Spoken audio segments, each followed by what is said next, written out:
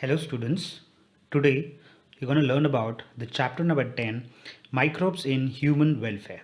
The contents are microbes in household products, industrial products, sewage treatment, production of biogas, biocontrol agents and biofertilizers. Now first let's learn about microbes in household products. The common example is the production of curd from milk. The bacteria which present in milk are called the lactobacillus and lactic acid bacteria, shortly called as LAB. The labs produce lactic acids that coagulate and partially digest the milk proteins. A small amount of curd added to the fresh milk as inoculum or starter contains millions of lactic acid bacteria which at suitable temperatures multiply, thus converting milk to curd, which also improves its nutritional quality by increasing vitamin B12. In our stomach, lactic acid bacteria plays a very beneficial role in checking disease-causing microbes. Let's learn about the process called fermentation. Dosa and idli dough is fermented by bacteria which produces carbon dioxide gas and gives it a puffed appearance. Dough used for making breads is fermented by a baker's yeast called Saccharomyces cerevisiae. It is also called as brewer's yeast. Toddy, a traditional drink from South India made by fermenting sap from palm trees. Let's learn how to make cheese. The bacterium called Propionibacterium shermani is used in Swiss cheese to give it its characteristic holes by producing large amount of carbon dioxide.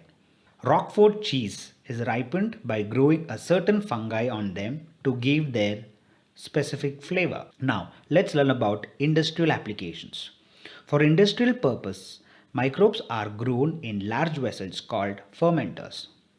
On industrial scale, fermented beverages such as antibodies, enzymes and other bioactive molecules are prepared using microbes. Let's learn about fermented beverages. Saccharomyces cerevisiae is also called as brewer's yeast, is used to prepare wine, beer, whiskey, brandy, rum, etc. depending upon the type of raw material and processing. If fermented broth is distilled, then brandy and rum are produced, whereas wine and beer are produced without distillation.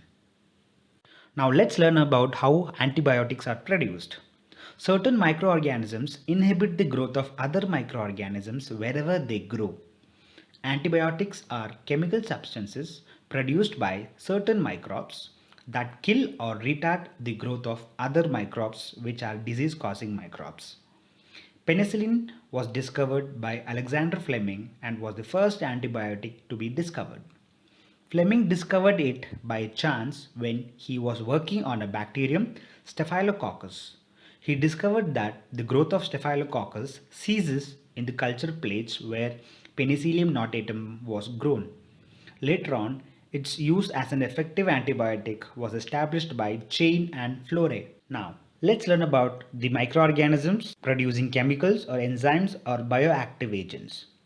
Fungus Aspergillus niger produces a substance called citric acid. Bacterium Acetobacter aceti produces a substance called acetic acid. Bacterium Clostridium botulinum produces a substance called as butyric acid. Yeast Saccharomyces cerevisiae produces a substance called ethanol. Bacterium Lactobacillus produces a substance called lactic acid.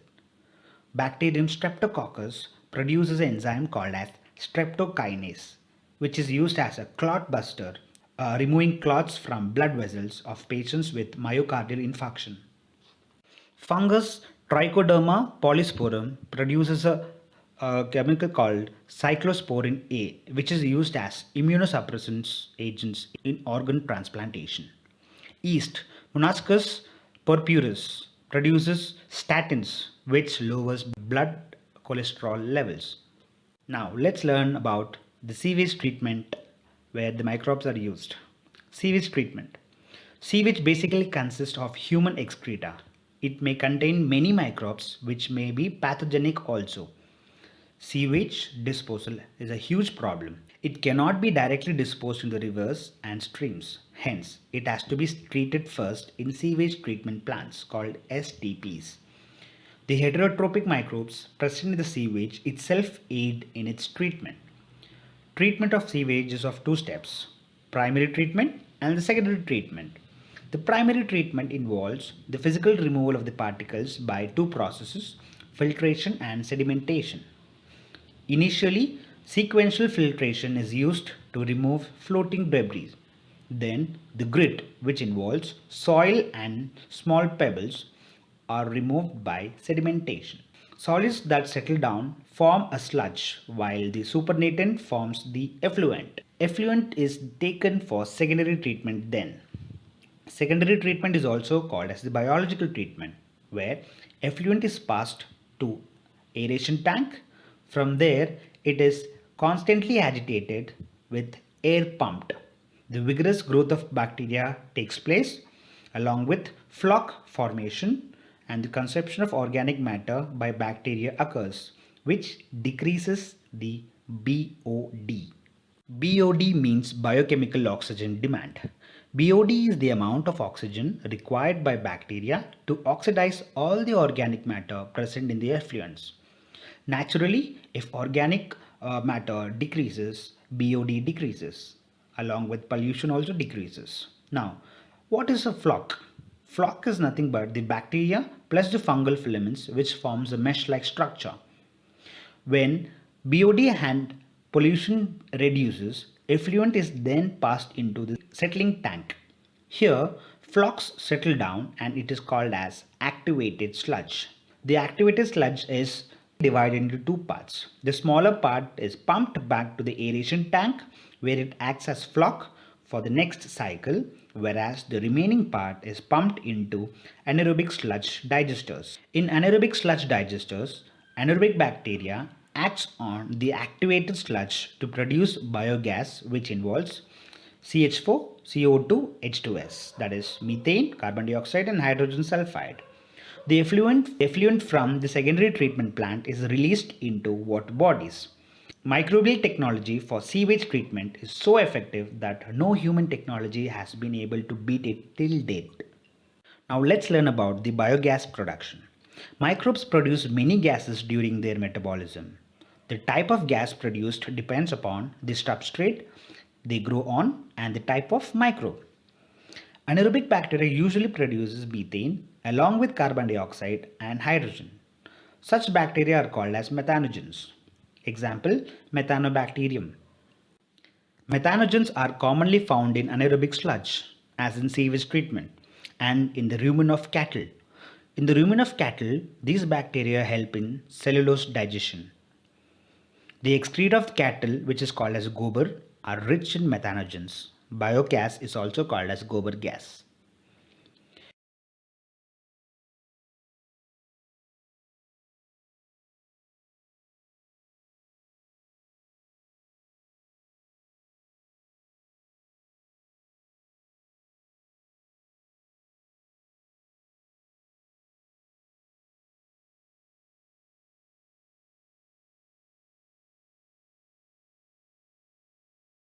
Biogas plant consists of the concrete tank that is 10 to 15 feet, in which bio-waste are collected and the slurry of dung is fed. A floating cover is placed over the slurry, which keeps on rising as the gas is produced in the tank due to microbial activity. The plant has an outlet which is connected to a pipe to supply biogas to nearby houses. The spent slurry is removed through another outlet and may be used as fertilizer. The technology of biogas production was developed in India mainly due to the efforts of Indian Agricultural Research Institute IARI and Khadi and Village Industries Commission KVIC. Let's learn about biocontrol agents. Chemical insecticides and pesticides are harmful as they kill the useful and harmful life forms indiscriminately. They are toxic to human beings as well as in the long run. If all insects of the particular species are killed, then the natural predator-prey relationship and food chains get disordered or disturbed. Hence, biological means to eradicate pests can be used. This requires the knowledge of life forms, that is, predator plus prey, that inhabit a particular area and their life cycles and patterns of feeding and preferred habitats. Example, ladybirds and dragonflies are used to get rid of aphids and mosquitoes. Microbes can also act in the same manner. Bacillus Thuringiensis, shortly called as BT, is used to control butterfly and caterpillars. This bacterium is available in sachets as dried spores, which are sprayed on the crops. The spores get into the gut of the larvae and kill it, while the other insects remain unperturbed. By methods of genetic engineering, the genes of Bacillus thuringiensis, responsible for killing the larvae, have been incorporated into the plants. Cotton plant with a Bt gene incorporated is called as Bt cotton. Bt is Bacillus thuringiensis. The fungus Trichoderma lives in roots of the plants, acts as biocontrol agent against several plant pathogens. Baculoviruses, particularly genes nucleopolyhedrovirus, are also used as narrow spectrum insecticidal agents. Biocontrol agents are particularly useful when useful insects are required to be conserved under IPM, Integrated Pest Management Programs.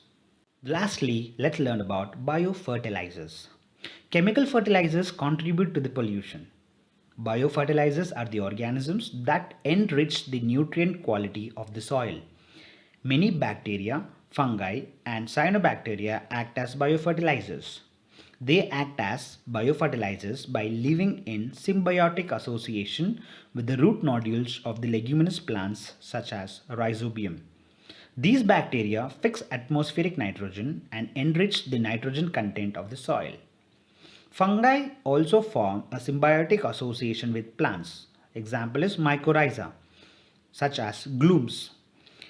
They absorb phosphorus and pass it to the plants. Cyanobacteria such as Nostoc, Anabena, etc. also fix atmospheric nitrogen and act as biofertilizers paddy plants. Thank you, children.